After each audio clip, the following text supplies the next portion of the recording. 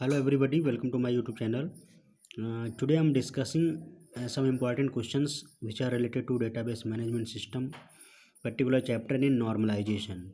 Okay, तो database management system में normalization काफ़ी important topic है. इससे related आपके गेट या फिर NTA नेट, CSIR नेट और आपके जो ISRO, DRDO as well as आपका जो BEL भारत इलेक्ट्रॉनिक्स लिमिटेड और आपका IB से रिलेटेड जो भी एग्ज़ाम्स होते हैं कॉम्पिटिटिव एग्ज़ाम, तो उसमें ये काफ़ी क्वेश्चन इंपॉर्टेंट जो पूछे जाते हैं, तो उसी पैटर्न के जो क्वेश्चन मैं आपको सॉल्व करके बता रहा हूँ. आप इस प्रकार के क्वेश्चंस को अच्छे से अंडरस्टैंड करना, वॉच करने के बाद आप इसको अपने नोट्स में इंक्लूड कर लेना, नोट डाउन कर लेना और इस प्रकार के क्वेश्चन की प्रैक्टिस कर लेना. ये क्वेश्चंस आपके आने वाले काफ़ी जो कॉम्पिटिटिव एग्ज़ाम्स हैं उसके पॉइंट ऑफ व्यू से इम्पॉर्टेंट है. ठीक है, तो क्वेश्चन हम शुरू करते हैं. फॉर ए डेटाबेस, ये आपका देखिए क्वेश्चन NTA नेट में पूछा गया है, काफ़ी बार 2 बार क्वेश्चन पूछा गया है नेट में. For a database relation RABC and D, तो एक आपका रिलेशन दे रखा है जिसमें आपके जो वेरिएबल दे रखे हैं वो ABC एंड D हैं. ठीक है, where the domains of ABC and D include only atomic values. तो जो वेरिएबल आपके ABCD दे रखे हैं उनकी एटॉमिक वैल्यूज़ है. ठीक है, वो एटॉमिक एग्जीक्यूट होते हैं. ठीक है, तो एटॉमिक होता क्या है? एटॉमिक का मीनिंग होता है कि either work is fully completed और नन.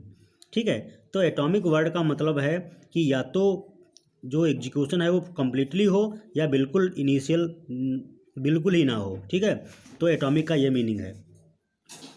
ठीक है, मीनिंग मीन्स अगर एग्जीक्यूशन हो तो 100% हो या फिर बिल्कुल ना हो. ओके, नेक्स्ट आपका है only the following functional dependencies and these that only the following functional dependencies and those that can be inferred from them are. तो जो फंक्शनल डिपेंडेंसी दे रखी हैं वो इस प्रकार से दे रखी हैं. A to C means A से हम C को फाइंड आउट कर सकते हैं. इसको टेक्निकली पढ़ा जाता है C is the functionally dependent to A. इसी तरीके से B to D, इसका मीनिंग होता है कि D is the functional dependent to B. Okay, ये एक्चुअल होता क्या है, B जो हमारे पास वेरिएबल है उससे हम D को फाइंड आउट कर सकते हैं. ठीक है, और इसको पढ़ते हैं technically D is functionally dependent on B. Okay, तो ये आपका R एटॉमिक ये दे रखा है कि ये एटॉमिक हैं. तो आपसे क्वेश्चनिंग की जा रही है, क्वेश्चन पूछा जा रहा है the relation R is in. तो ये रिलेशन आपका किस प्रकार का है. ठीक है, आपका किस नॉर्मल फॉर्म में है. तो इसमें आपका ऑप्शन दिया था first normal form, second normal form, third normal form and BCNF. ठीक है, तो BCNF का मीनिंग होता है बॉयज़ कोड नॉर्मल फॉर्म. तो नॉर्मल फॉर्म आप टॉपिक अच्छे से कर लेना, इस पर क्वेश्चन जरूर पूछा जाता है. और प्रीवियसली मैंने कॉन्फ्लिक्ट सीरियलाइजेबिलिटी पे काफ़ी क्वेश्चन सॉल्व किए हैं, उससे भी क्वेश्चन आपके एग्ज़ाम में पूछा जाता है. तो इसको आइए सोल्यूशन देखते हैं इसका. तो आप देख सकते हो since functional dependency A to C and B to D. ठीक है, इसका मीन ये आपका जो फंक्शनल डिपेंडेंसी दे रखा है कि C is the functional dependent on A and D is functional dependent on B. तो ये आपकी जो फंक्शनल डिपेंडेंसी हैं वो एटॉमिक दे रखी हैं. ठीक है, तो ये आपकी एटॉमिक हैं. हेंस, और जब भी कभी डिपेंडेंसी एटॉमिक होती है तो वो आपका जो नॉर्मल फॉर्म होती है वो फर्स्ट नॉर्मल फॉर्म होती है. ठीक है, इसमें जो भी डिपेंडेंसी हैं वो एटॉमिक होती हैं. ठीक है, तो hence relation R is in first normal form. ठीक है, तो ये आपका यहाँ से आंसर निकल के आ गया. जिसको ये लॉजिक पता होगा कि जो एटॉमिक वैल्यू होती हैं वो सिर्फ आपके फर्स्ट नॉर्मल फॉर्म में होती हैं.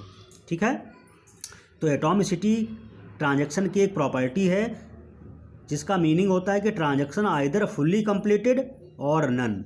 ठीक है, या तो पूरा 100% कंप्लीट हो ट्रांजैक्शन या बिल्कुल ना हो.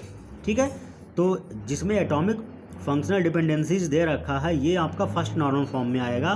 तो आपका जो ऑप्शन फर्स्ट नॉर्मल फॉर्म को कंटेन कर रहा है वो सही होगा. ठीक है, तो इसमें आपका ऑप्शन जो था वो B फर्स्ट नॉर्मल फॉर्म को बता रहा था, इसीलिए आपका option B will be the correct answer. ठीक है, तो आई होप ये क्वेश्चन आपको समझ में आया होगा. इसी प्रकार का क्वेश्चन ये NTA नेट में 2 बार आ चुका है और आपके गेट के पॉइंट ऑफ व्यू से काफ़ी इंपॉर्टेंट है, ठीक है। तो ट्रांजैक्शन आपका क्या है, transaction is a set of operations which are performed in a single logical unit, ठीक है। एक पर्टिकुलर यूनिट में जब एक से ज़्यादा ऑपरेशंस परफॉर्म होते हैं साइमल्टेनियसली तो उसे हम ट्रांजैक्शन बोलते हैं, ठीक है। ट्रांजैक्शन की एसिड प्रॉपर्टीज होती हैं, एसिड का मीनिंग होता है ACID, ठीक है। तो ये तो ऐसे प्रॉपर्टीज़, इसकी फुल फॉर्म काफ़ी एग्जाम में पूछ ली जाती है 1 नंबर में। तो एसिड का मीनिंग होता है atomicity, consistency, isolation and durability, ठीक है। तो ट्रांजैक्शन की कुछ पॉपुलर स्टेट्स होती हैं, वो मैं आपको नेक्स्ट वीडियोज़ में शेयर करूँगा, वो भी काफ़ी इंपॉर्टेंट है। आपसे प्रोसेस ट्रांजैक्शन की स्टेट डायग्राम पूछी जा सकती हैं, ठीक है। तो आगे आप ये वीडियोज़ अपने फ्रेंड्स को शेयर कर देना, ताकि जो लोग इस यूनिवर्सिटी एग्ज़ाम या फिर CSIT ग्रुप से रिगार्डिंग जितने भी कॉम्पिटिटिव एग्ज़ाम्स हैं उसमें ये DBMS से क्वेश्चन बहुत इंपॉर्टेंट पूछे जाते हैं, तो उनका इस तरीके से आप हेल्प कर सकते हो और उनका एग्ज़ाम अच्छे से क्लियर हो सकता है, ठीक है। तो नेक्स्ट आपका ट्रांजैक्शन और ट्रांजैक्शन की स्टेट्स के रिगार्डिंग वीडियो जल्दी हम अपलोड करेंगे, तब तक के लिए थैंक यू।